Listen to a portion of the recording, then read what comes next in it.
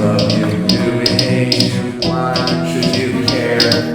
'Cause we're the best damn review team out there.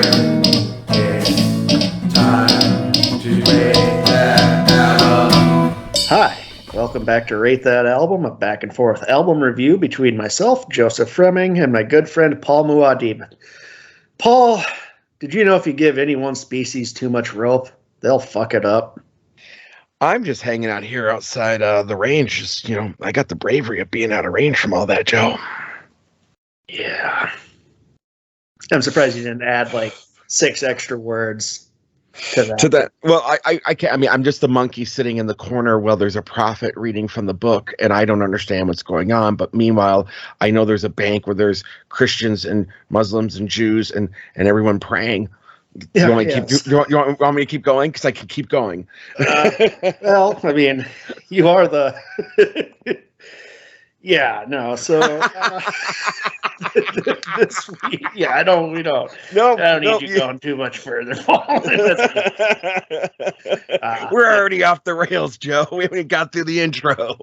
So, the beginning of our first, when we started this podcast, we did a little album by Pink Floyd called A Momentary Lapse of Reason.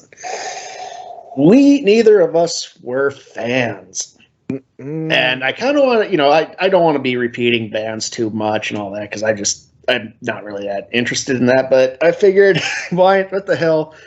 If we're going to take a shit on Gilmer and his crew, well, let's take a look at how the other side of that coin, Roger Waters, fared in the infamous split between him and his bandmates. A split that led to lawsuits of him basically, claiming he was Pink Floyd. Well, Paul, I hate to tell you this, but after listening to this album, and this album is definitely his attempt to make a Pink Floyd album, he was not Pink Floyd. No, and I'm glad we picked this one, to be honest with you, because I do really enjoy Roger's first 2 solo albums, but they're not Floyd albums. They are purely Waters albums. See, I love Pros and Cons of Hitchhiking. So good. But it's kind of, he wrote that at the same time he's writing The Wall. So it's right. This is like him in a hot streak. Yep. I like that, and then I like what was the last one he just did? Is This the Life We Really Want? Yeah, is this the life? Yeah, and I like that because it was different. It was not him trying to make a Floyd album. Correct, sir. The one we're doing this week, Amused to Death, from 1991, I believe, 1992. From 1992, his solo effort. This is him, and I don't think he's ever admitted this, but I could tell listening to this that he was going out to prove his hypothesis that he was Pink Floyd and the other guys were just kind of there. That's absolutely not the case. We finally, we realize now that the band was the sum of all the parts. It was. And the nice thing is, we were just talking about before we started this podcast how last week's album, the R. Kelly one, we spent a lot of time on the lawsuits and shit, right? And we're going to have to revisit that. Well, the nice thing about getting into this and anything else we do individual Floyd members going forward is we hit all that shit on the last fucking podcast. Yeah. We went in depth into the lawsuits. If you really want to know what that is, go back, listen to, I think it was season 2, Momentary Lapse of Reason. Might have even been season 1. I think it was season 1. It was one of the first ones. It's one of the first. Okay, yeah, it might have been season 1. And boy, howdy. And he's Waters now says that was a big mistake on his part to doing that. Well, no shit. Well, yeah, again, we've drawn the comparisons. It's so funny to me, even though how I don't know exactly the fallout between Pink Floyd so much as we do the very public Genesis fallout, which was how awful what they did to Gabriel, and Gabriel's still like, yeah, they're all right, guys. Yeah, they're still all cool. Like, you could not get Waters and Gilmer in a room again, Dude, without like lawyers present. I mean, it deteriorated. and there was a they weren't really friends anyway. no, They were just bandmates. So it's weird because that was in a time when people just started bands and they didn't really have to know one another.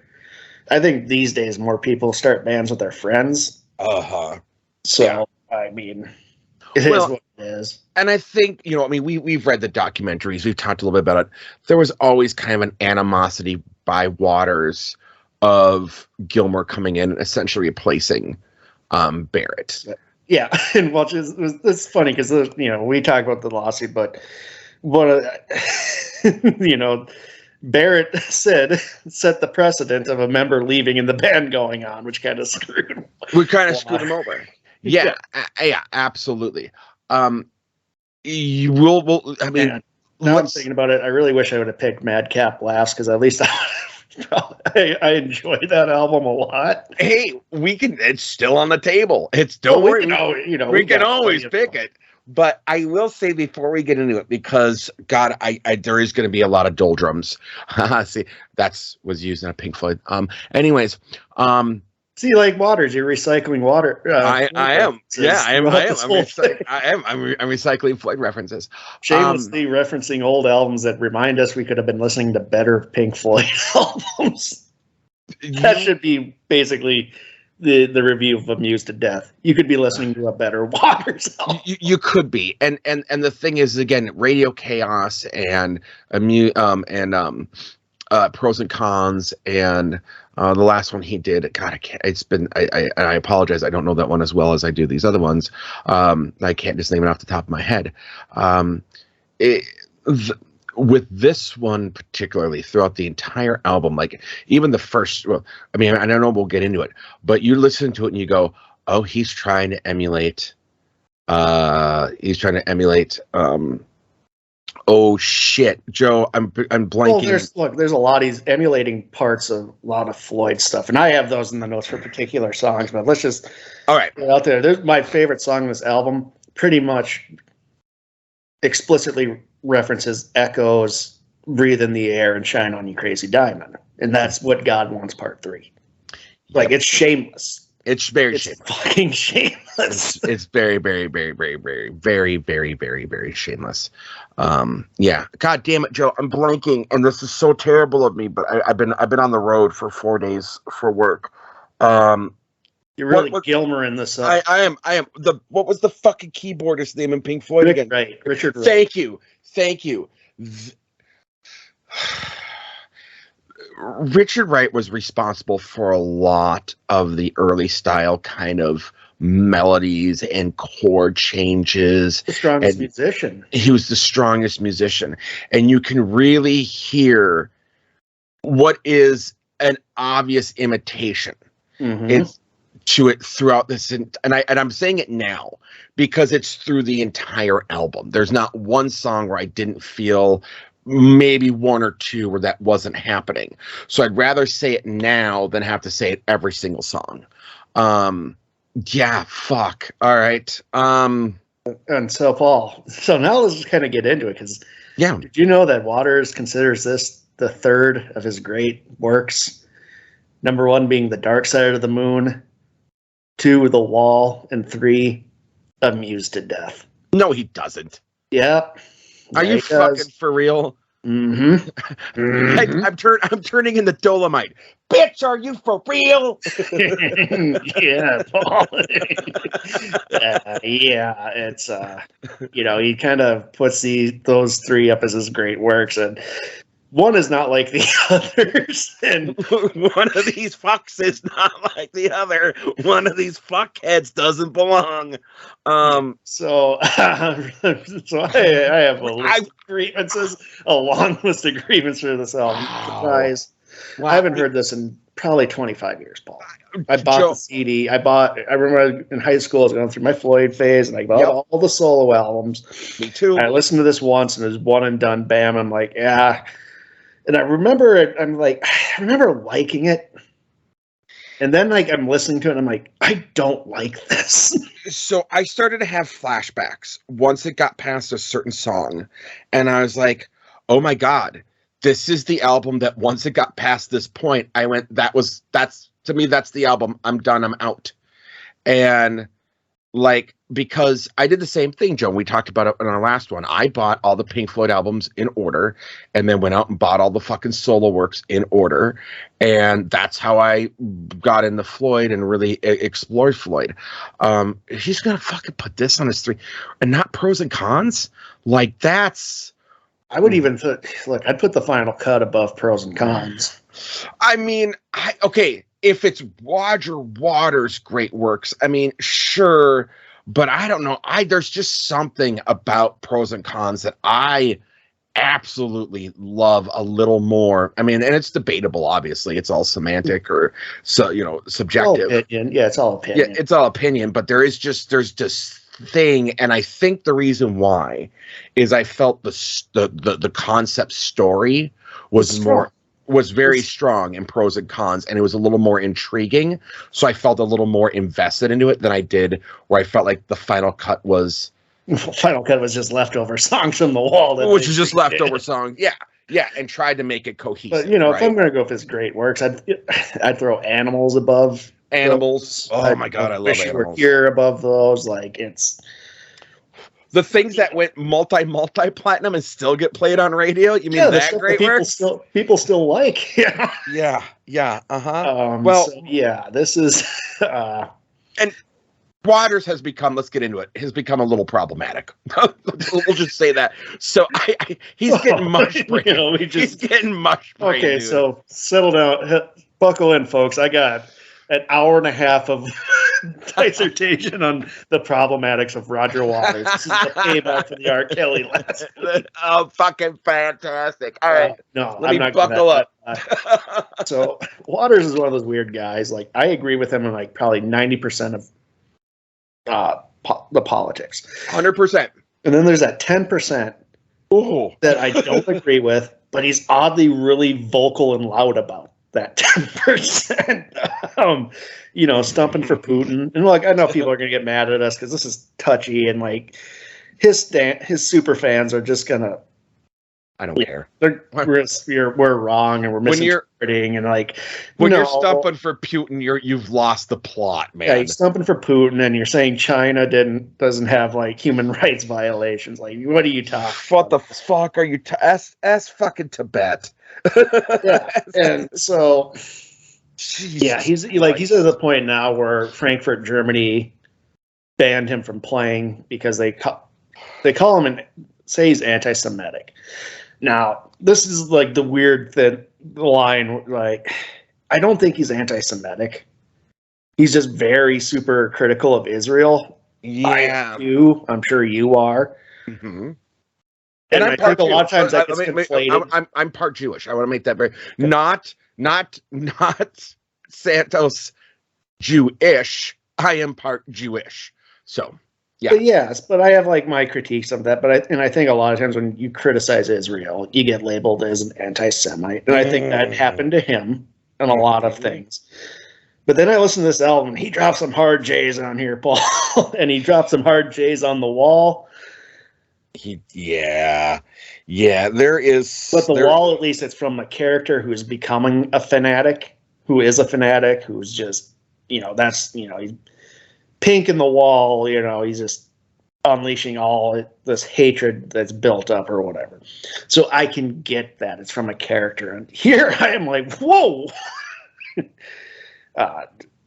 Asian slurs on this album, like Jesus. Like, he does it on the final cut too. So I think he does kind of have a race problem, Paul. You think? A little bit. A little bit. Yeah, he's a little problematic. He's a little problematic. Just a smidge. just a tidgeon. And it's okay to call that out, right? It definitely is. Yeah. And again, there's a difference between God, I'm gonna get fucking canceled for me saying this, Joe, but I'm gonna do it. Paul. I'm gonna George Costanza. I know. You could go George Costanza. I'll put him up. Put it up. That's my. And I'll have the gif of me running into the fucking landmine. I'm Willem Dafoe right now. You can be critical of something without being an ist. And there's that fine line there.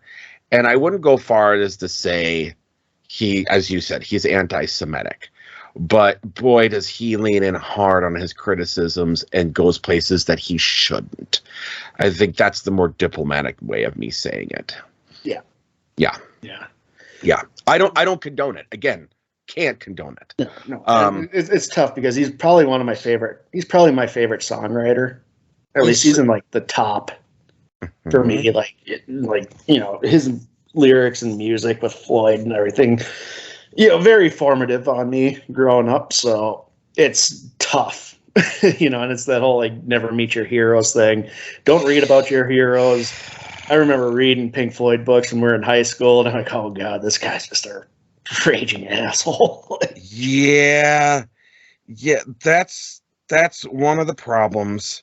And again, and the thing is that when you listen to what he's saying, 90% of, again, as you said, I agree with. Mm-hmm. I agree with. It's that 10%, and he gets weirdly loud about it. And I don't know why. It's always that 10% where I'm just like, ugh, oh. Well, and I think it's the one that shut up about it. He just keeps like, Well, and I think there's two things going on there, right?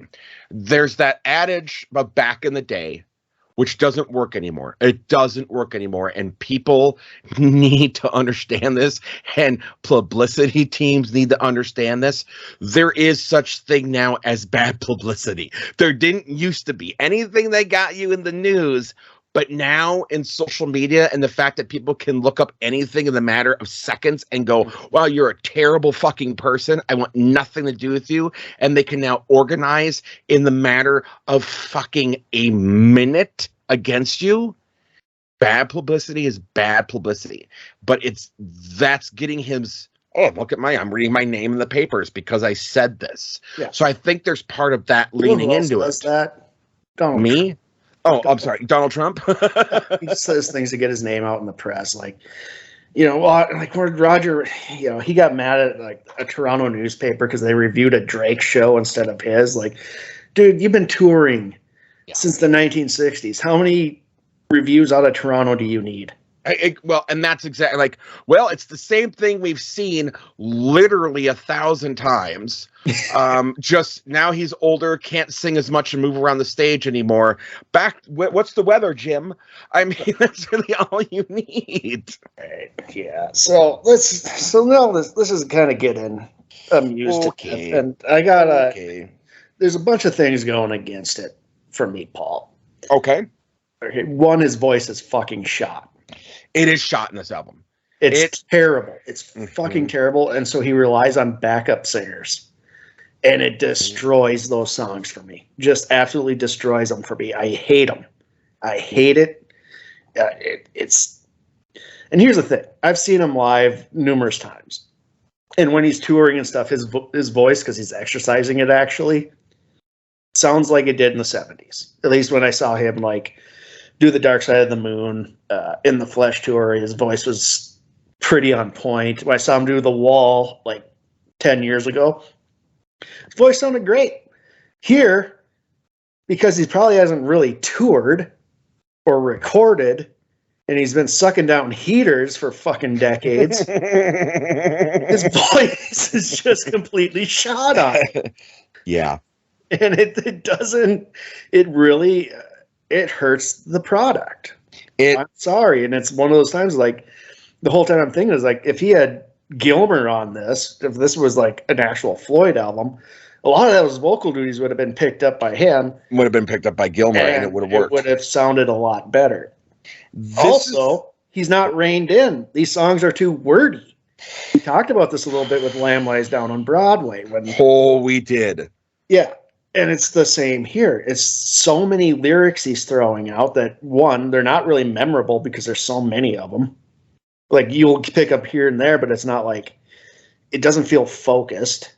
So he's just kind of, there's times where he's just rambling over music. Joe, you know me. I love my concept albums. I love my story albums. You know this. This is it's my bag, it's my thing, it's my love. Okay. Even I at some point in my notes, and I'll get to it when I get to it, where I go, this is too fucking dense. And you're losing me, and I'm really, oddly enough, somewhat of the target audience of what this would be for. You know what I mean? I would be too. It's too fucking wordy. It's too wordy to the point where the lyrics don't even fit into the melodies on certain songs. Mm-hmm. That is a problem. Mm-hmm. And it's almost the opposite of how he approached Dark Side of the Moon. When he approached Dark Side of the Moon with the lyrics, he kind of kept it simple and with the melody, inspired basically from how Sid Barrett wrote Piper at the Gates of Dawn. Keep it kind of simple. It worked. Stupid simple. Yeah, keep it simple, stupid. Yep, keep it simple. But here it's like, it's a fucking rambling, at times nonsense. And that's the thing. Again, if you have a cohesive story or even something that's an overarching storyline, you're typically going to have me, right? Like, I've been able to look at certain albums and be like, I can see the theme. I can see where this could technically be considered a concept album. But this actually gets to the point where I go, it's not anymore. Because you went in the 15 different, you're telling, just because you can tell more doesn't mean you fucking should. Yeah, and doesn't more context doesn't necessarily mean better. Yep. Right. And it's also show don't tell. That's what made the wall work. That's what made pros and cons work. He was creating more visually with his lyrics. Here it's just him ranting, it's rambling. It's monologues, it's exposition, it's everything but a song. It's yeah. At times, absolutely. And the thing is that musically, it's not interesting enough at times to carry the weight of what he's doing either. Now, it wasn't until we did that. Actually, it must have been like an algorithm that they saw was listening to this album over and over, and I saw a news article pop up where they talked about the late Jeff Beck working on this album, and I went, really? Well, if you're going to try to recreate, if you're going to be I'm Mr. Pink Floyd, you're going to have to hire one of the best guitarists in the world to recreate that Gilmour sound. Kinda. And the thing is that but you're not utilizing him, and you're using him as a tool, much like you were in Final Cut, and you're not using him you're telling him what to do when you should have probably maybe brought him in creatively. And I feel like this could have been a really good album and probably a classic and I have it in my early notes right here. Rogers should be producing, playing bass, and being in the creative process, but not singing and working with a group on this. That's one of the early notes I have on this album. Yeah. Well, I wouldn't want him playing bass on here too. Paul, he's historically one of the worst musicians in Pink Floyd. It's been rumored that Gilmour had to record his bass lines for the albums. A lot of it. Oh, really? What about that wonderful one he wrote on Pipers at the Gates of Dawn? Oh, he references that on here too, Paul. This is an album that just okay. I'm going to say what I do like about this album. Okay, say what you do like about it. He's good at creating atmosphere. 100%. He's very so like all these samples and all these things like creating mood digitally with samples and all that. It's really impressive, and you can see where he brought that to Pink Floyd and that made it magical. Mm-hmm. But he's not with Pink Floyd anymore, and he's calling all the shots, and so you get this kind of cool atmosphere, and then it's just drowned in a sea of fucking verbal diarrhea. It's just he's throwing everything at the wall. No pun intended. Doctor, I'm in bed. Remember, he wrote one of the worst Pink Floyd songs of all time. Of all time. Well, and Umaguma. Let's just we pretend we don't talk about it. Exactly. We rule of Pink Floyd fans number 1. You don't talk about Umaguma. Don't take a request for that album, Paul. I'll quit the fucking podcast. You know what, man? I won't. See, here's my thing. I will not rehash. If we've done a band, I don't want to go back and redo a different album. That's why I try. That's why I like to bring up other art things that they did. Here. Like I'm not totally against it. I just probably won't. If we do another Floyd album, I'd probably pick Piper. Right. It feels like a completely different band. And we are going back and doing R. Kelly. We're kind of breaking the rule, but that's because... We're going to do Taylor Swift when she redoes 1989 as well. Exactly. But those are like more...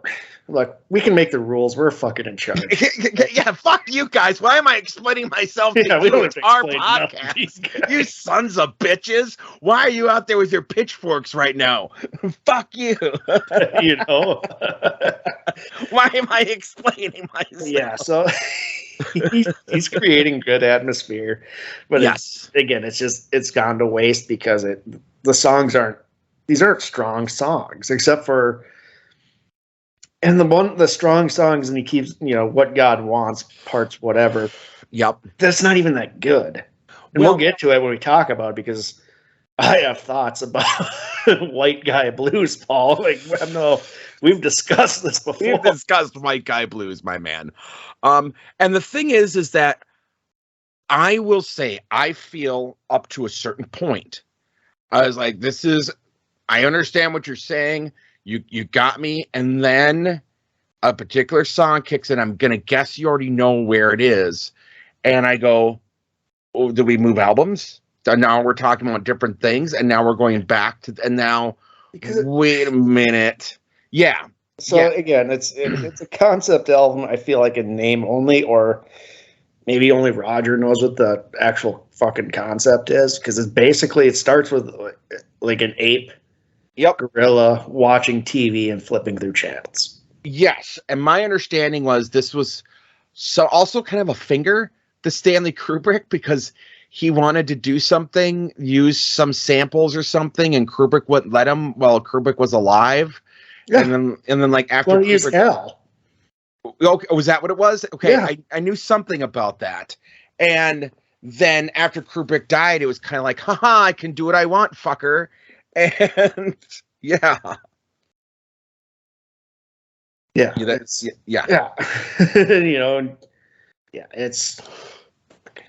whatever, whatever, Paul. Let's get. Yeah. Here's the thing, again, this was a rough, because again, he's one of my favorite songwriters, and it's just, it sucks when you hear something from somebody you really like, and it's not good. Yeah, and I messaged you, and we kind of had like the reverse Motley Crue conversation. We did. Like, I was like, how can anybody like this? And you're like, I love it. Yep. And the thing is, there are things I do love about it, and don't get me wrong. There's things on here I like, but like, do I like it enough to ever listen to this album again, Paul? No. There's actually certain songs that are on my playlists from this album. That's depressing. But that's fuck off. You listen to Motley Crue. In my mind, that's depressing.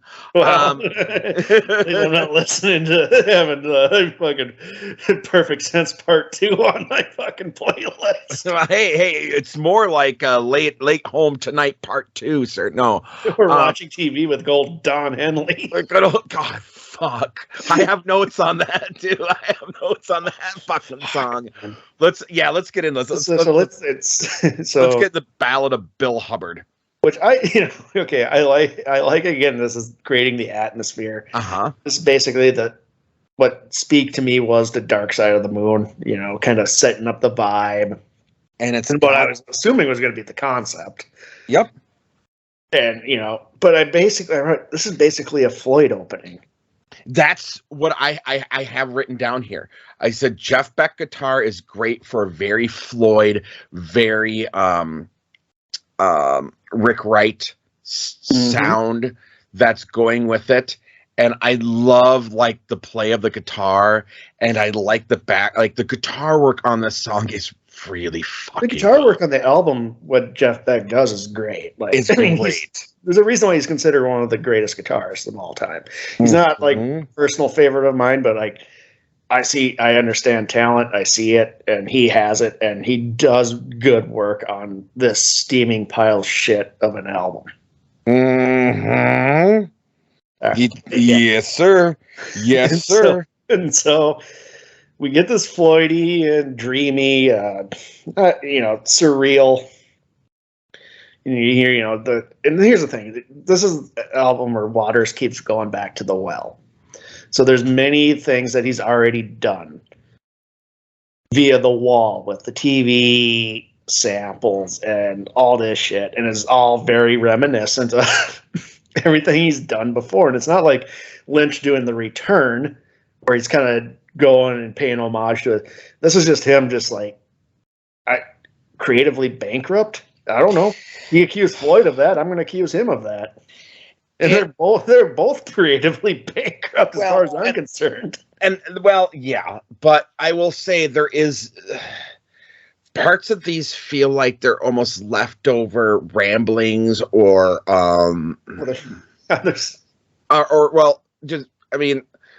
like we're on the cutting room floor, or we're maybe melodies or notes or whatever it was that were on Radio Chaos.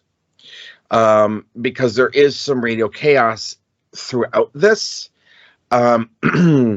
and which is fine.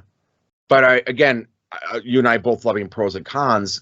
That was so successful. Go back to that. But yeah, I mean, again, I kind of like the story that's being told. It's the voice, everything they had on it was kind of like, okay, this is engaging. This is going to be interesting. You got me. Your opening chapter has got me. Where are you going with it? Yeah, and then we get What God Wants Part 1, Joe. Yeah. You're like, yeah, what are you bringing us? What are you giving us, Roger? He's giving us White Guy Blues, Paul. This song sounds like something a shitty band at Legends would be playing. Backup singers, like, oh my god. The thing is, though, what he's saying lyrically, okay, I know it's White Guy Blues, okay? Yeah.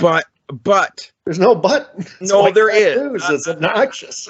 It's somewhat. But having been someone who I still consider myself somewhat of a theologian, I understand the where he's coming from with this, and I tend to see it the way he does it, Joe. Again, I think if honestly Gilmore and like the Floyd people were there, they would have been like, yeah, that's cool, but you're coming across White Guy Blues. Let's make it more about the religious themes you're trying to hit on, right? He had nobody reining him in. Right. So I understand, and I like what he's trying, and in some parts what he's saying there. But yeah, it does get somewhat of it, right? Like like that beginning. The kid in the corner looked at the priest, fingering his pale blue Japanese guitar, and he can't even finish the sentence. He can't even finish the lyric because his voice is so shot. And he has the backup singer doing the main melody, and it's. And I don't necessarily mind that throwback, that backing vocal throwback. I hate it so much. There are definitely songs that I hate it on, right? I don't necessarily mind it here, but would it have been 100%, no doubt question, more successful if Roger Waters didn't have the fucking ego that he has, and he could have sat back and been like, hey, I'm going to produce this, I'm going to record this, I'm going to write this, and you're going to sing it, whoever, right? It would have been better. Or if he would have if this would have been a Floyd album, these main vocals on here, Gilmer. Well, Gilmer would have been set. Yeah, that would have made the song a lot better. But we didn't get these hypothetical Pauls. We got this steaming pile of shit of a song. We sure did. And again, I get what he's saying, but he's also going back to the old. He's doing the chanting and the refraining, and he'd already done this successfully with Eclipse or Dogs. Like, he's just this album's nothing but him going to his old bag of tricks, but it's not working because there's nothing. Maybe there's a coherence to this album that I'm missing. I don't know. It just doesn't. Joe, I don't know. No, sir.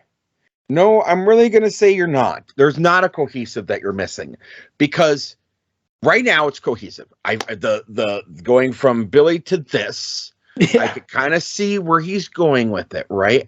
And I actually do kind of like the song, but he says some racial slurs in here. And again, again, I get what he's trying to, like, how he's using it, but probably not the way that a British English musician should be referring to the Spanish population. There was a better way of saying it. Yeah. Yeah. Paul. Yeah. Again. Yeah. This is an album where, like, in theory, and a lot of these ideas would work. It's just like the execution just hilariously fell flat on its face. Joe, there was a time when we were at Legends, I wanted to do this for karaoke, and then I remembered that particular line was in it. So you decided to go on Not Now, John? I decided to go into Not Now, John, which you remember me doing, and I was quite shocked by your anti-Asian slurs. and then I decided to kick it up a notch and do 99 Problems. Yeah. Then he did the second In the Flesh. Yep. Choice. And then I did Lou Reed's Caroline Says Part 2. And boy, that brought the bar down, let me tell you. Now we go to Perfect Sense Part 1, Paul, where we're talking about technical manuals and the Joint Chiefs of Staff. Jesus Christ. This is too wordy. I wrote it in all caps like an angry, like, 60-year-old uncle, like, shut up. It's too wordy, man. There's just too many words. I get it. He's a songwriter, but fucking calm down. Yeah, I was saying he's got the backup singer carrying the song for him because he shot his voice. Well, I looked at that more as a duet in a way when she kind of took over. But of course I would, because that's what's happening. It's not a duet, Paul. But I want to know. I didn't know who that was, but I actually enjoyed her singing on it.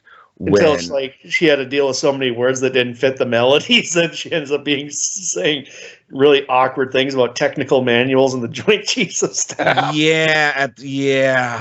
And then they gave him command of a nuclear submarine and sent him back in the search of the Garden of Eden. I mean, again, I get what he's trying to say. And the thing is, there's a better way of doing it, right?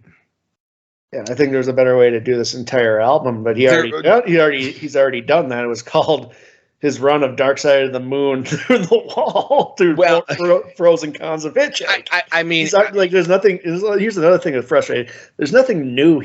There's no real new ground he's going over on this. And even his own solo works. You look at a lot of the things that he's doing in it. He already said these things in Pros and Cons. He already said these things in Radio Chaos, and they were done better, more entertaining in those ways. I understand that Radio Chaos to a lot of people is a middling album. Totally understandable. I'm not get a fan of Radio Chaos, but again, I'm just there's things about it that I can. I mean, it's not like something I listen to even once a year. It's something where I'm like, I remember liking that and listening to it and being like, yeah, that's all right. I'm glad I heard that again, but I don't need to hear it again for a couple of years, right? Let me guess, that was not your experience with Amused to Death.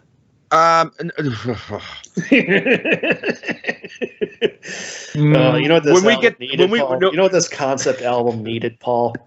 More racial slurs? Needed Rosie the nosy neighbor with her scalpel. What you gonna do with that against them guns? She's a real OG. We need the real OG to get command of that nuclear submarine and make the brokers on Wall Street say, "Don't make us laugh. You're a real smart kid." Fuck. Yeah, it gets Waters. Maybe listen to the greatest concept album, Trapped in the Closet, and fix this album. Maybe Waters' problem was Twin Peaks wasn't out yet. Or no, it was, because this was like 93, right? Yeah. He didn't watch Fire Walk with Me. That was his problem, Joe. That was his problem. He had a lot of problems with this album, Paul. Fuck my life. Yeah. Oh, it's P.P. Arnold. I looked it up. It's P.P. Arnold. I wanted to respect the vocalist because it is a good vocalist. I mean, P.P. Arnold is a good singer. It doesn't mean anything. Like, people can be a good guitarist, but it was on a fucking album of shit. I don't give a fuck, Paul. I'm just saying, P.P. Arnold was good shit. But yes, she did Angel of the Morning, dude. She did Angel of the Morning, Joe. Good for her, Paul. Anyway, meanwhile, she did Perfect Sense Part 1, Paul. Shut the fuck up. All right, move on. You're moving on. You're talking about some backup singer I don't know jack shit about. Fucking calm down, Paul. She's a soul singer from the 60s. She's really fucking good, Joe. Well, good for her, Paul.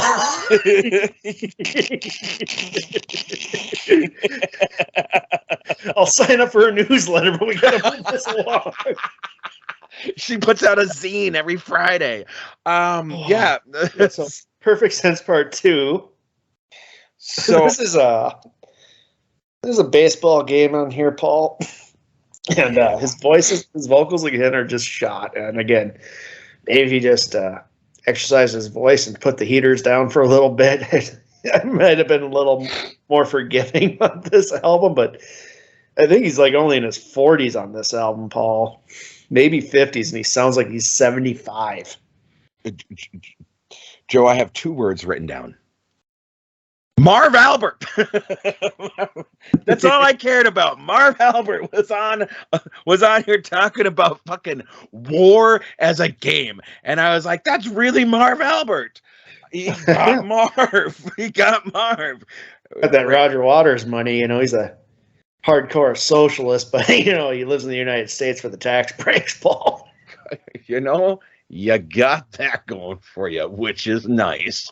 No, the only thing that was worthwhile in this was, and again, the war to a game, and and I like that. I wrote, it sounds like a Clapton song. It does. But just like, oh god. But remember, Clapton worked with him on Pros and Cons, so again, he's stealing from everybody. You talk about being morally bankrupt and creatively bankrupt. He went, God, I worked with Clapton once. I bet I can make a song like Clapton. I think that's really what happened here. Sounds like it's something from his crappy 80s album. Like, oh god, Roger, go to the 70s at least. But I will say, I did like the clever writing. I will say I like the chorus, the clever writing of the. Yeah, It all makes perfect sense expressed in dollars and cents, pounds, shillings, and pence. Yeah. And I was like, that's clever songwriting. Yeah, and unfortunately, it's buried. It is. And here comes the players. As I speak now to you, the captain has his crosshairs. Oh, shit. Is that the law? Am I going to jail for fighting someone? Oh, fuck. Oh, Marv. Oh, Marv. Oh, fuck. Yeah. All That's all it's got going for it is Marv Albert, really. No. Now, we have the bravery of being out of range. this song's on a lot of my playlists. Yeah, this is a good song. Again, it's too wordy. It's going to be a constant thing. Like I love it. I don't think this one works for it. It's got it. I love some of the things like the biting satire, but a comfort of a friend only be upstaged at the end by the Uzi machine gun. Does the recoil remind you of sex, old man? What the hell you gonna kill next? Oh, chef's kiss, sir. That is magnifique right there. Thank you. If anything, I'm happy for this album for that fucking reason. Like, that's really good. Yeah, that's okay. Okay, fine. Fuck you. It's not as strong as lyric, man. Like we're scraping the bottom here. I still think there's some good stuff on this song. There's good stuff. I like the song. But it's too wordy. But I love the message. Beck's guitar work on it is fucking fantastic. The backup vocals took me out again. I could get that. I could absolutely get that. Yep. This is I wrote it down. If they strip this down a bit, I'd have probably liked it a lot more. You know what? That's a fair statement. That is, and I think it would have gone over better with the public if it was stripped down more. But it's Roger Waters. He's overproducing it. And, there's a lot of sound. Again, I'm a sound effects dude, right? I love that shit. Like, give me ambience, give me things. But there's too much. Yeah, he's throwing everything he can. Like, it's frustrating. It gets frustrating at times. Like, again, bravery being out of range, it's great. I wish he'd reined in the lyrics a bit and tightened them up. Stripped it down a bit, but he didn't. So we're kind of stuck with this. Okay. Yeah. I'm not disagreeing. I won't disagree with that because, again, I do think that there was better ways of making this. Yeah. But I do like there's some really for all the wordiness in here. There's some really clever things in here, and I agree. Yeah. I agree, Paul. Now, the lyrics are good. It gets a bit much, though. Just when you can't fit the amount of words into the melody, you're kind of running into problems. Well, and I told you I would tell you when this came up. This is where I stop with the album. No, you don't care for the Copacabana song coming up? Joe, this is where I go. Yep, this 5 things right here. This is a cohesive, short concept album that's anti-war. Brings out the things of religion. This is all this needed to be. Just an EP. Just an EP. Just a. I'm ranting. This is one of the longer albums I've picked, Paul, at over an hour because. Yeah, and it didn't need to be that long. It didn't. No, this is typically where I turn it off. These five songs minus maybe What God Wants Part 3. Yeah, because that's my favorite song on the album. Yep, and I can get that. And my problem is it's so buried. Then again, if it was more front-loaded, like these 5 songs, like if it went right into, like if he would have done something smart like he used to do, which was part 1, part 2 first, then part 3, then part 1, do your fucking weird shit that you do, Roger Waters, and your weird way of fucking counting. Yeah. Put put What God Wants Part 3, song 6, you are done. End the album. This is one of those albums that really needed to be tightened up. God, because... if you look at it as like, even I'm obviously going to compare it to his work with Floyd, but those are tight. Mm-hmm. Dark Side up in the Wall. I can see the argument it rambles a bit. I don't think it does, but I'm a huge fan of it, so I'm going to be obviously biased. Yep. Up until the final cut feels tight compared to this, and Final Cut's a lot like this with the sparsity of it. Yes, but like the words, Joe, this feels they're not all over the map, and like there's not a billion of them coming at you at once, and that so you can actually take in what he's saying. well, and the album gives off the vibe and the feel of a multicolored, multi-thread, frayed fucking jacket from the 70s. There's too much. There's too many things. It's not tight. It doesn't come across clean. It comes across worn, tired. Doesn't come across coherent. That's right, because it's, again, a jacket from the 70s. It's not gonna. It's fucking disco and coke. So Shouldn't the coke like sharpen you up a bit? Make you a little more? Dude, did you see what people were wearing to the fucking no, the coke wasn't sharpening anybody up. No, we have proof that it doesn't.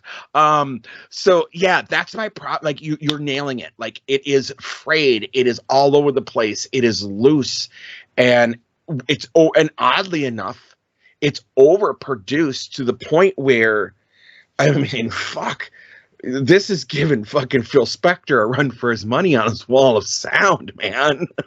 Yeah, and it's like, and you read up like on the old Floyd albums where him and Gilmer would battle over how it sounded in the production, and they would come to a compromise, and I think that's what worked with those.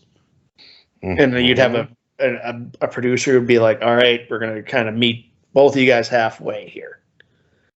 And that's what worked. And like, he doesn't have that anymore. He's just like, I'm going to do whatever the fuck I want. I'm Roger Waters. Like, okay. Yeah. And so we go now, this is where the album takes a hard left. Oh, dude, this is, I have my nice notes. Starts to kind of fall apart. Yeah, you get the crickets chirping, the old acoustic guitar comes out. Oh. I wrote, reminds me I could just be listening to The Wall. Yeah. Yeah. And then here's this. Paul, this is not a song. It's just him saying shit over a guitar. It's all it is. It's Joe, that's all it is. Listen to like this Barry Manilow Copacabana, like standing at the window, a farmer's wife in Oxshire glances at the clock. It's nearly time for tea. What are you doing? What is this? Shut the fuck up. Next. and then it ends with tribal drums. And like, here's the thing. I love that he's using like tribal drums and kind of like world beat drums on here. Like, I don't 100% hate this album, but I'm probably like 95% hate this album. And it goes tribal drums and chanting. And I'm like, oh, okay, we're going to do something interesting. And then you hear the baby crying. And then you hear the missile shoot, and it's straight from the fucking wall, Paul. And I got pissed off. It's the end of In the Flesh going into the Thin Ice. Yep. No, it does. But I will say again, there's things in here lyrically that if it was done right would work. Again, I understand. Reined in a bit. I see what you're trying to say, Rodder's like, but right now I feel like you're on a manic streak and no one's letting you no one's like, this feels incredibly manic. Yeah. And how someone in a manic phase would write, and like no one's like, whoa, hey dude, slow it down. And he was on a lot of coke, Paul. It reminds me of like talking to somebody on a lot of coke, like just 5 billion different ideas going on. And you're like, wait, what? The coke seemed to be the Richard Wrights thing and not Roger Waters, so I don't know what's going on. Well, and that's kind of interesting. Cabana song, Paul. Yeah, I felt like I should have popped on one of my Hawaiian shirts. Dude, it wasn't the Copa. See, Rogers thought it was the Coca Cabana in the Coca. But no, it comes down to I mean, this is Coke the album, and I've heard he was on the album. He was just like he just had. There's 5 verses. I think it feels like it's frustrating to listen to, and I have a feeling. I don't know. Like, he calls this one of his greats, but it's just like this. Not pros and cons.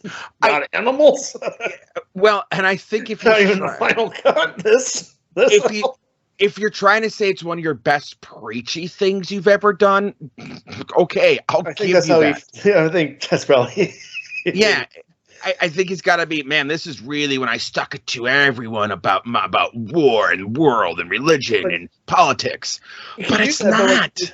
You're all over the map in one song. Dude, you're not sticking it to anybody because nobody can follow your fucking logic. And the thing is, you did it really good in Animals. Nobody, the context was not lost on anyone in Animals, dude. No, we all understood what the fuck you were saying, and you did it better. Yeah, same Dark Side with Money. Oh yeah, Us and Them. Well, and Dark Side's such a great album about mental illness, anyways. Yeah. That 100%. Yeah. Society, capitalism with money and shit like that. You know, war with Us and Them. Like, yep. He's treading ground he's already tread before. Like, 100%, and it's just like, dude, we get it. Like, that's what you write about. Stop. Yeah, and then there's a part 2. Oh my god. Way too wordy again. It's not much of a song. It's just him rambling. It is just him rambling. And my note for this was, worst tendencies were not reined in. And I said, it fits, but not musically interesting. Like, I get why it's a part 2, but what's the point? Yeah, you could have cut it. Yeah. It's not adding anything. There's nothing here. I mean, and I get that, hey boy, you're a hero. I'm like, oh dude, that's Final Cut. Mm-hmm. Like yeah, and like the trumpets and mm-hmm. All right, so Paul, we're going to Too Much Rope, and my note right away is, it's pretty racist. I wrote down it's pretty racist. I also said at least, and I also said it's very pros and cons. We're bringing up the Ferrari. We're talking about the Arabs. He doesn't let the Ferrari go either. No, he doesn't. He doesn't. Let the Ferrari go, Roger. I don't know why you're obsessed with this Ferrari. Yeah. Outside the fact that Nick Mason probably was like a big car guy. Yeah. He's trying to stick it to him. I don't know. Maybe, but I always thought Nick Mason was like the one that everyone was kind of cool with. I don't think anybody was cool with Roger in the 80s, Paul. Like, him and Nick made up, but I think at this time, nobody in the crew was talking to Roger. I mean, and if you remember in Pros and Cons of Hitchhiking, and there's a song called Arabs with Knives at the Foot of the Bed. That's a fucking song title. And this reminds me a lot of that, like, talking, the case of Restaurant, the Ferrari, tears my eyes, the Muslim, the Christian, Mullah, the Pope, and it's just like, and I get what you're saying, like, yeah, you know what? In your eyes, the human race is done. You made that point in Radio Chaos. You're hammering on it here. It's you brought it to the Final Cut, man. Two Sons in the Sunset, right? And I get it. That's your metaphor, and I really think that's just because his world collapsed when Pink Floyd fell apart. So there's some really bitter things here. So because his world fell apart, he's bitter. He's angry. He's looking at the world and going, it's gone far enough. There's no more point to any of it. It's very dry drunk. It's very dry drunk. It's dry. It's not Coke the album. It's now Dry Drunk the album, man. Yeah, so he took another left turn. Yeah. It's like we always talk about how we like left turns, but I think maybe this one had too many for us. It's every fucking song. Every song's another left turn. We're just every song, circles, yeah. You're not giving me that time. It's like working for that company where like the company will be like, okay, we're going to do this. And like next week, they're like, by the way, change of plans. We're going to start doing this. Okay. Then a week later, it's actually, no, now we had another meeting and we want to do. And I work for companies like that. And it's so whiplash. And that's the thing. You can't get your footing on this album. And again, I agree. We both do agree with the sentiments of the things that he's saying. It's just a better way of it. Could have been executed so much better. Plus, so much better. Let's talk the Asian slurs and the hard J's. Oh boy, yeah, Joe. I mean, it's there. It's there. And I get it. Like, people will be like, it's from the character's point. Like, I don't know who the character is because this is not a coherent album like The Wall. Exactly. Or like we understand what Pink got to that point. he shut himself off and became a monster. We don't get that here, and if we did, it's in the subtext, and I guess I'd have to be like Charlie from It's Always Sunny with the fucking whiteboard trying to follow all the threads here, and it's not a good enough album for me to do that. I agree. It does have a Gilmour-esque solo, though. It does. It has a very Gilmour-esque solo. I like how we don't even call him Gilmore anymore. He's just Gilmour. He's just Gilmour. Gilmour! Get in here, Gilmour! Well, I'm going to, from now on, I'm just calling him Roger. Yeah, that's fine. Roger Waters. and Gilmour. It's you get to the point where like you can just trash your fucking heroes, and you should. Yeah. I'm starting to suspect that, the only solo works of a Floyd member I enjoy is Sid Barrett at this point. And he wasn't even mentally there. He wasn't even mentally there. He didn't know where he was. That's so sad. Next we get What God Wants, part 2. Now, so it's getting more aggressive, so I'm starting to like it more because it's getting less white guy blues. Yes. It's getting more aggressive, but here's the thing.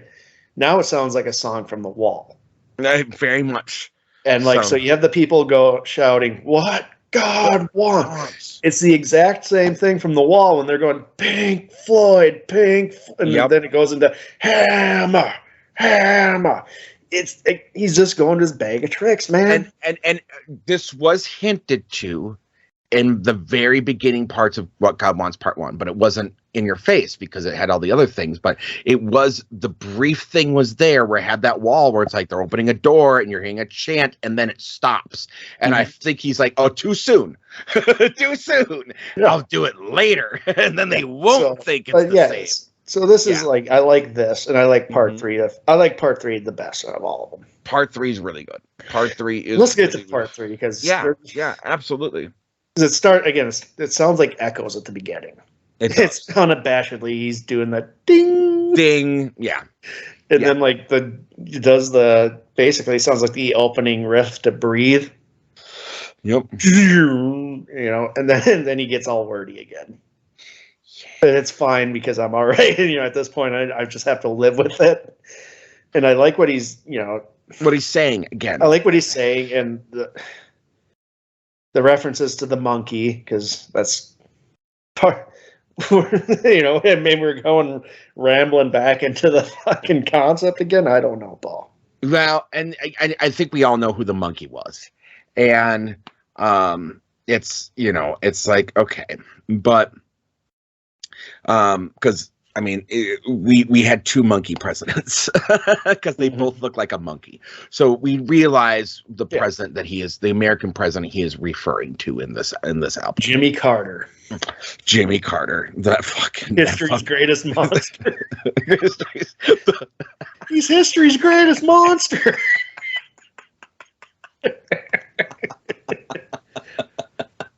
This was a good song. So if I made a mix, I'd probably put this one on it. I'm not going to make a Roger Water. I'm not going to. No, I'm not either. But then again, the outro loses me. Like now, who's Nelly? And it's all there. Then it's the concept. I'm just gonna be like, I pretend I understand what the concept is, and I'm gonna just get angry at you for not following. Joe. It's like when Chuck and Rufus showed up, and then all of a sudden, all of a sudden we got Nelly, the nosy neighbor, showing up. What the fuck are you doing here, you OG? It's just. Whoa, boy. But yeah, and this one does feel more coherent in what he's trying to say, right? But again, I feel like I'm starting to think that What God Wants started off as a track that he just didn't use on The Wall. I'm starting to suspect that. I would completely agree with that. Probably not with this title or whatever, but it feels like it. It was a work definitely has Wall vibes on it. Feels like a song that would come in between Waiting for the Worms and Run Like Hell. Mm-hmm. Mm-hmm. Joe. Hey, Joe.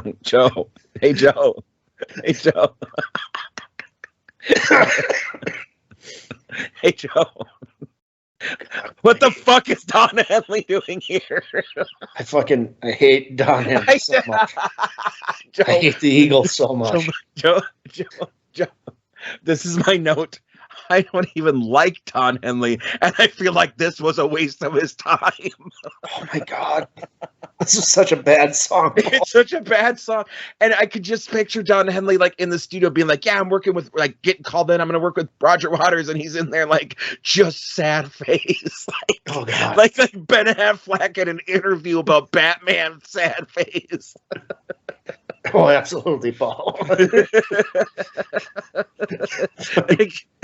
like you can just zoom in and just, hello, darkness, my old friend. Well, you can check out any time, but you can never leave, Paul. You're in the studio with Roger Waters. And he was in there for like 18 hours, and he's just going, this is my Hotel California. I fucking died. Hotel California all over. Dude, it's so bad.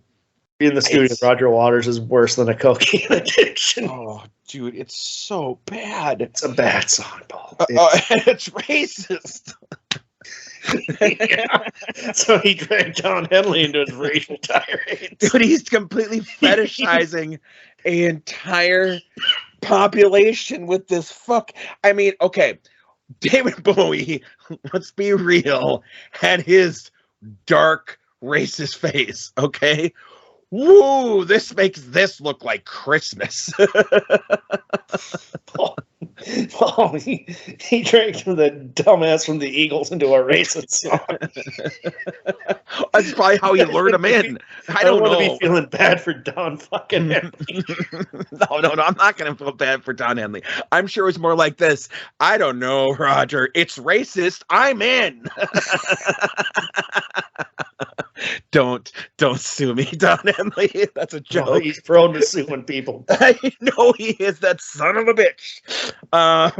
Yeah, Joe, wow. I mean, What happens when we were one of the boys of summer, Paul? You just get litigious. Son of a bitch. I tanked our fucking podcast that we make no money on. It'll ruin us. Ruined us. Joe, I mean, this is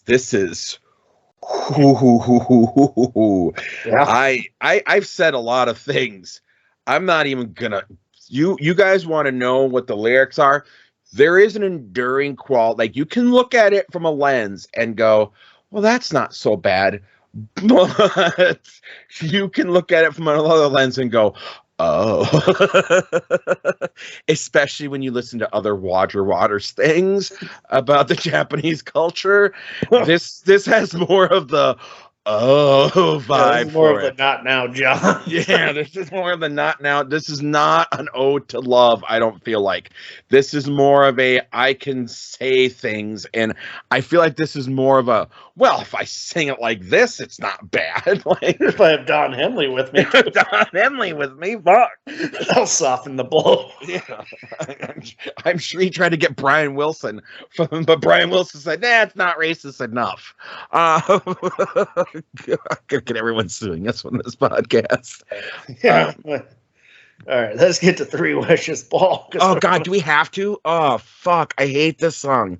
Yeah, well, here's the thing. I like the idea of the song. Yeah. It's a,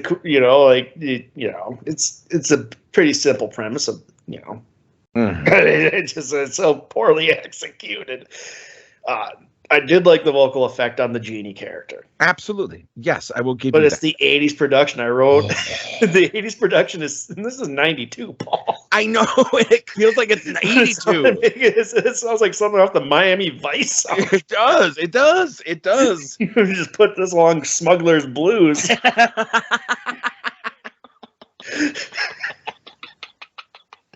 Yeah, I mean, and my note said this would have worked with a prose and hitchhiking style, where you get it fast paced, you had a guitar work, and you had Rodgers kind of going with a thing with it, but it doesn't. Again, I see what he's trying to do. I love the premise, but the execution.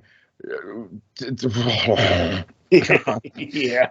Jesus Christ, you belly flopped.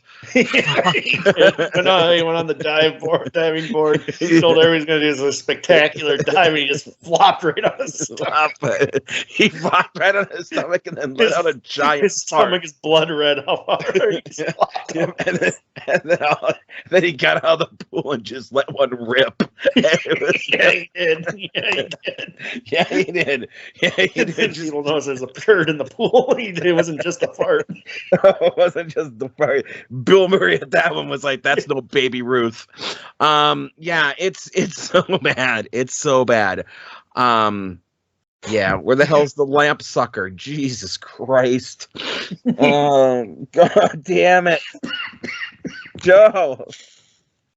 And then we get "It's a Miracle," and I just wrote down, I hate this. Yeah. I hate this musically. I fucking hate this. I said it just reminds me of something from the final cut that probably got cut because it was so boring. And that's the thing. It is boring, and we're bringing out Lloyd Webb again. We're talking about all these, the Omaya, and like, fuck, man.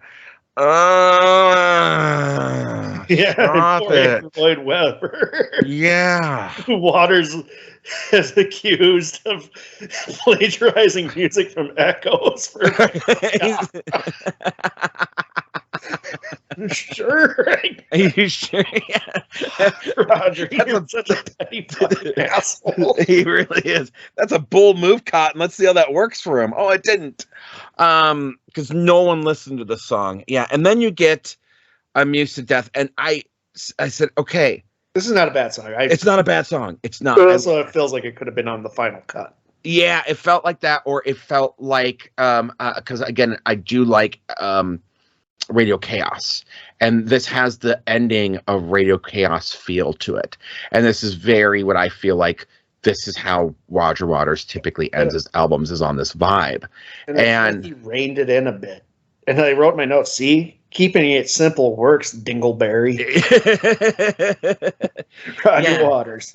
And again, the backing vocals on this one work for the style. Yeah, I agree. Yeah. I don't hate backing vocals. I hate when they're doing the heavy lifting because the guy couldn't fucking stop putting heaters down his throat. Dude, back off with the smoking, all right? Jesus. Well, he didn't. Fuck, man. His voice sounds like shit. He's a singer. Not my fault. Yeah, well, I'm just saying. I mean, back off. But no, this is again, you know, like I like, and his vocals do work a little bit more in this one. Like, excuse me, ma'am, this species has amused, and it again, this is what you expect in a Roger Waters solo or a Roger Waters work. This is very Radio Chaos to me. This has the vibes of certain things off of Pros and Cons of Hitchhiking. Again, if it had been the first 5 songs, What God Wants Part 3, with this as a closer, I think we'd still be talking about this album in a positive light. Or this EP in a positive light. We'd probably be talking about it slightly more positive, but even with all that, it's still not. Again, it's not great, but again, what Radio Chaos isn't great. It, like I said before, it's middling. Anything that anyone from Pink Floyd did, arguably after the Wall / or Final Cut, depending. Even Final Cut's kind of rambling too, and that's my point. Some people, the Wall is the tipping point. Some people, the Final Cut is the tipping point. Yeah, I think the Wall is like they're firing on all cylinders. Final Cut's the death knell, right? It's the death rattle. Yeah, that's how I feel about it. Yeah. But my point is that after that, no one from Pink Floyd independently put out anything worth a damn. Yeah, except maybe a couple of songs off the Division Bell that were the most cohesive and work. Yeah. I do. High Hopes. I'll stand by that. I think High Hopes is a good. I love High Hopes. I loved what is it? Turning the Inside Out. Yeah. When they hire back Rick Wright and he actually sings. So I love he's Rick singing Wright. Again and yes. So that's the thing I missed after Dark Side was They went from 3 vocalists to 2 to 1, Mhm. 1.5, because on the final cut, Gilmer said he has to sing the racist song. You sing it, Gilmer. I'm not fucking doing it. Fuck you, Roger.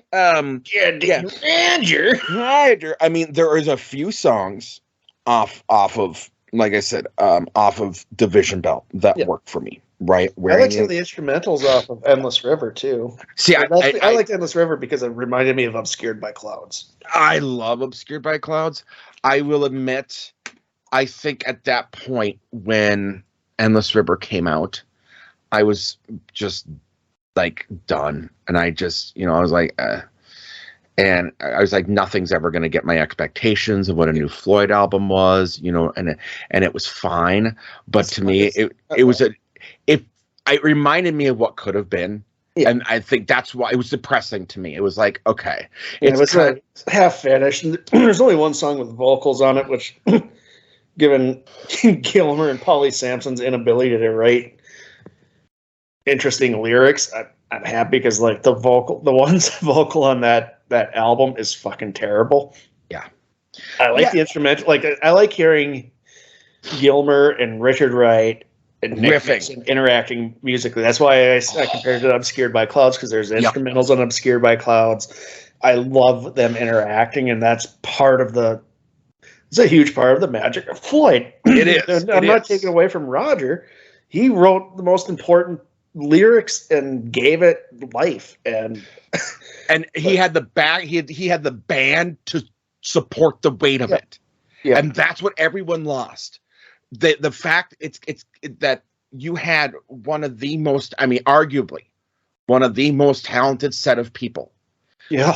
And then they all got sucked up in their own fucking assholes and became exploded. It just imploded. And then they're like, well, we can do it without the other. And you realize, no, you can't. Gilmer, you were never a good lyricist. Right. I do like some of the lyrical work that Wright did in early Pink Floyd, but he hadn't flexed that muscle in fucking 20, 30 years, and you expected him to do it nail it on 2 albums, and you didn't even give him the fucking song on one of them? Fuck you. Fuck you. Yeah, it's again, they were the sum of all the parts, and they just separately, none of them really worked as well. Yes. Again, I like pros and cons, but would have been better as a Floyd album? Absolutely. 100%. No doubt. Would Momentary Lapse of Reason sound have been better with or Division Bell? Well, I was thinking about this when listening to this. If you combine a lot of the elements I like on this and the Division Bell, and that was a Floyd album, I think it would have been a great last album. Yeah. Yeah. But everybody crawled up their own assholes, and now we're stuck with, unfortunately, a lot of mediocre horse shit. And one terrible album called Momentary Lapse of Reason, and one horseshit album called Amused to Death. I don't like either of them at this point, Paul. Well, and again, I was on Team Roger for so long. You were. I have to admit it. I was on Team Roger for a long time. And then he just went ballistic. He went fucking crazy. But I'm looking back at and it's just not that good. Like, there's moments of really good stuff on here, but you can't sustain an album with just little moments. No. And again, you Roger needed to realize, and he just never did and never will, because of just where he is egotistically. Every one of them, every fucking one. They're all egotistical. They're all egotistical. And I don't know about Nick Mason. He always just seemed like the all right guy. That's what I'm saying. You just kind of seem like the guy's like, yeah, whatever. I'm here. All right. I'm here. The only guy in the band who's played on all the albums. Exactly. Yeah, I'm just here. I'm back here playing the drums. Don't worry, I got you. I'm your Huckleberry. And he did stuff for like Gilmer's solo, and I think he did stuff for Wright did a solo thing, and I think even at one point he and Roger were on stage together. I could be wrong about that, but I believe they were. Roger had brought Gilmer out for Comfortably Numb. Yeah. Exactly. They have these moments where they for money terms, and then it just the egos flare up, man. Well, supposedly for the most communist and non-capitalistic members, they sure do a lot of things when it comes to money. You got that right. Fucking pricks. How many reissues of Dark Side of the Moon are they going to keep cranking out? They just cranked out a new version of Animals, and I can't tell the fucking difference with it. It sounds a little cleaner. That's all I got. Right. I'm like, oh, okay, cool. The dust is off the fucking tape. Okay. Yeah. And that's all I kind of got from it. Oh, fuck. So yeah, I just think that it's whatever. And so Joe, what happened after? Do we know what happened after Amused to Death and kind of what the reception it was and things like that? Yeah. So you got some people like, all right, All Music described the album as a masterpiece in the sense that it brings together all of his obsessions in one grand but unwieldy package. I think that's a little too kind. It's a little too kind, but I can see as like you're writing a thing and you want to keep your job. Sure. I can read. Wrote the album shows Waters that is most bleakly inspired since the cautionary parable of the wall. I don't think so. You're trying to keep your job. Go on. Los Angeles Times was less favorable, writing the result is blurred structure, partly improved by the moving Old Soldier's Tale. Waters uses a framing device, too much repetition in a certain distance and over intellectualization, which kind of is a better way of me saying it's too wordy. Yeah, absolutely. 100%. Overall, there's a dearth of good old pop rock appeal that's always lifted the better Pink Floyd records. A negative review from the Chicago Tribune wrote, self-importance doesn't equal profundity. The world's most mind-blowing engineering couldn't cover up the deterioration of Waters' singing and melodic sense since his days with Floyd. Yeah, I mean, they're not wrong. Show me the lie. Yeah. Show me the lie. I'll give you that, Chicago. You're not wrong. And I'm sure you got in trouble for fucking posting that one. So, in the Legacy, in a review of the 2015 remastering, which I listened to for this, journalist G.C. Macic III of Spectrum Culture wrote, not every album can be a masterpiece, but Waters has stated Amused to Death is an underrated effort that serves as a third part to Dark Side of the Moon and The Wall, but is nowhere near those other albums. The 2015 remastering makes it a good-sounding album, but that's just not the kind of infinitely listenable album that Waters is capable of creating. Agreed. And wow, no, fuck my life. Oh, Joe, no. Again, I as we were listening to it, and I remember like, hey, I like that album, but then I remembered after track 5, I didn't like the album. And I forgot how long of an album, 9-minute song, 6-minute song, 6-minute song. And a lot of it is just of nothing. I've said this numerous times in this podcast. When I got into comedy writing and things like that, my mentor said to me, "You got to be prepared to kill your favorite child.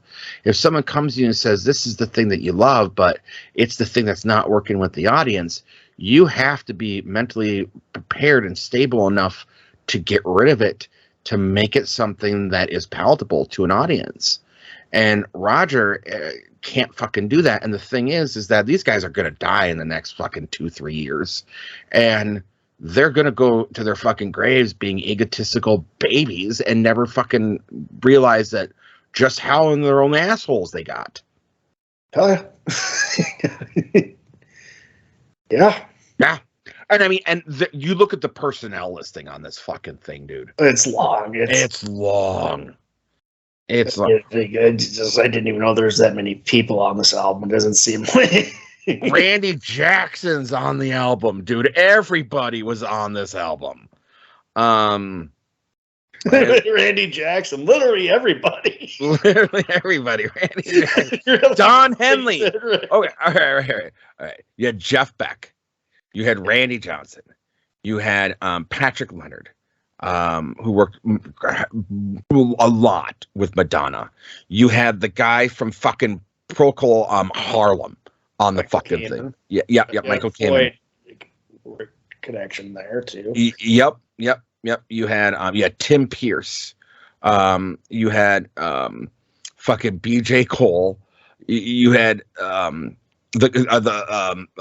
Toto, Luck Anther, on the. You got Screaming Kids. Yep, you had Screaming Kids on the album. You had Chicago on the album. You had a guy that worked with James Taylor on the album.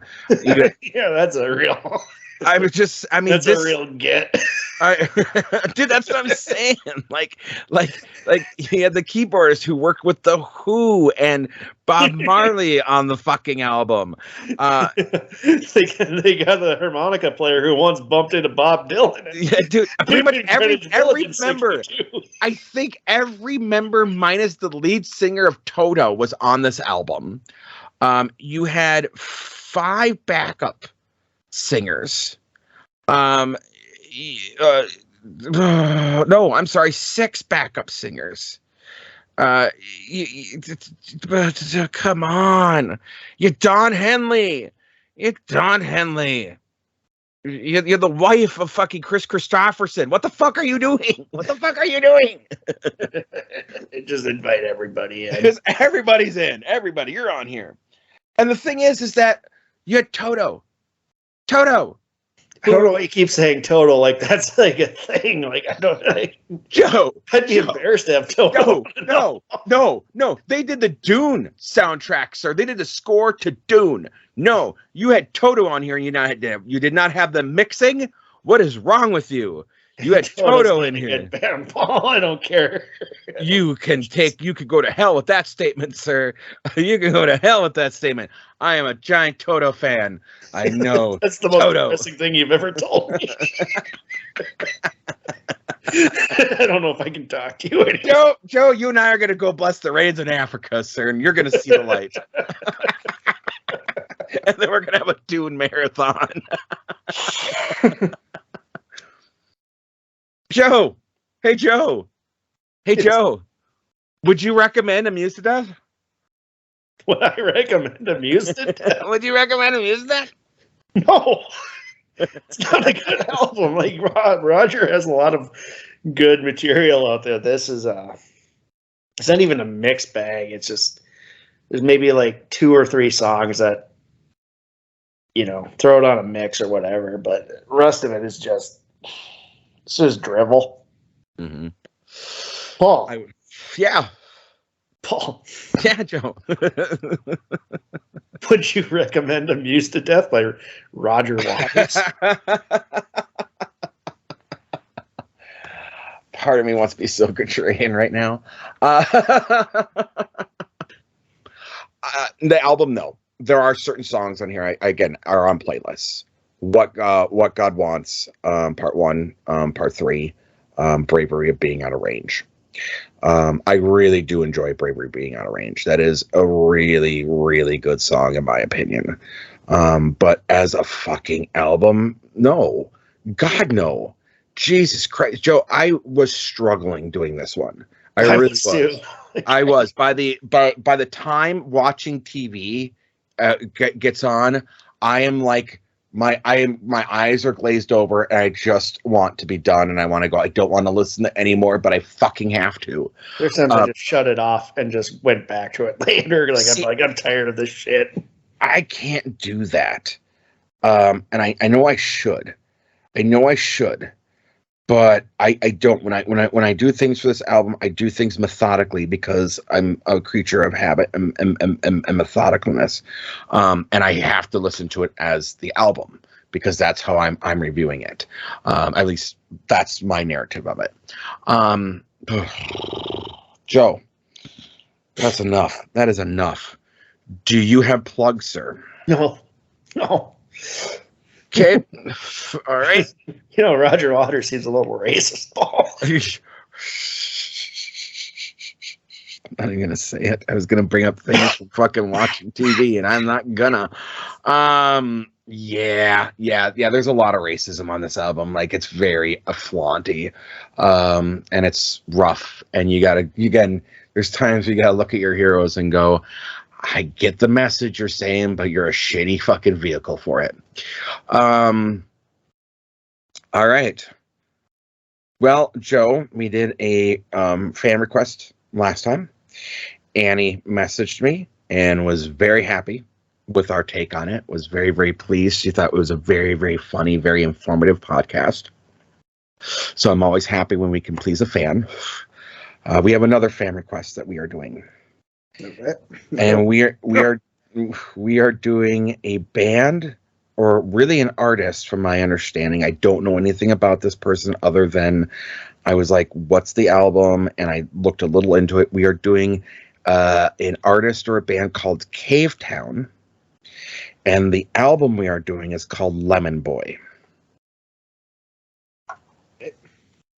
So it took me a little bit to find on my YouTube Music, but it is there. And that is what. What's it called? It's the band's Cave Town. Yeah. And it's Lemon Boy. Fuck, it's not on the. It's not on my Amazon Music. What kind of shit are you getting me into here, Paul? Joe, God damn it. Joe, fuck off, man. I already feel old enough. This is some. Fuck, do I have to like sign up for TikTok to hear this? I think it's a TikTok artist. I think it's another TikTok artist. I found it on YouTube. I found it on I'll send it to you if I need to. But yeah, like I said, it took me a little bit of getting it. Oh God, I'm seeing a little preview for the Lemon Boy official music video. I'm already pissed off. You son of a bitch. Well, the person who requested it is Cocaine Bear fan number 1. So God, that's what we're getting into here. Get your shit together, Paul. Hey, I just take the requests, man. I don't say no unless we agree we're not going to do it. And we've had discussions offline, but this fell within the criteria, sir. This is an album. It's a full-length album. It was released. There is a thing there. It falls. Saying that, but it's not on Amazon Music, so I think you're lying.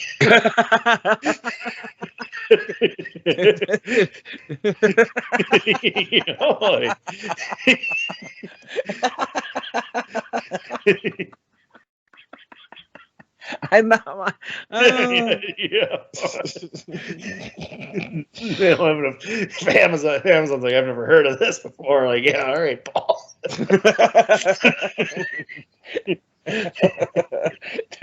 Dude, I don't trust Bezos' sensibility when it comes to music either, though. I found a playlist. I found a playlist, and I will send it. I'm going to report that so I don't have to listen to it. It's going to get pulled from YouTube for copyright infringement.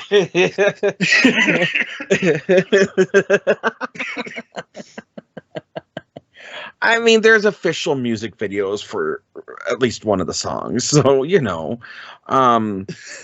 it's a thing. But yes, so we'll be doing that. And we now have 2 more requests ahead of that, Joe. So it's going to be a while before I get to my picks. I am the one that has to. It's going to be a while before I have my free will to pick whatever album I want. You do. Death Part 2, Paul.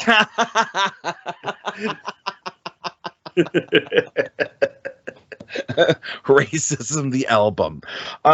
Wonderful. Can I say that at this point, I just really want to jump back into fucking R. Kelly and just fucking live in that hole for a little while? Yeah, God, that was amazing. Holy fuck. I could talk just about Get me Pimp Lucius, man. Bring me Pimp Lucius. I could talk about Rosie the Nosy Neighbor all day. Paul with that spatula. What's she gonna do with Dude, that? Fuck, what's she gonna do with that spatula? Paul, they got guns. What you gonna do with that spatula against them guns? You're real OG.